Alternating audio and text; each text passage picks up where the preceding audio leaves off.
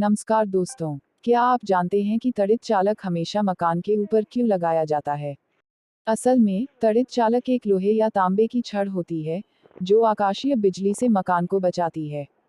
जब बादलों से बिजली गिरती है, तो ये छड़ उस बिजली को आकर्षित करके तारों के जरिए धरती तक पहुंचा देती है।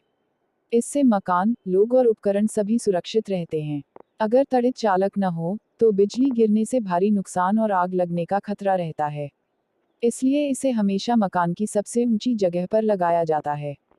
वीडियो को लाइक, शेयर एंड सब्सक्राइब जरूर करें।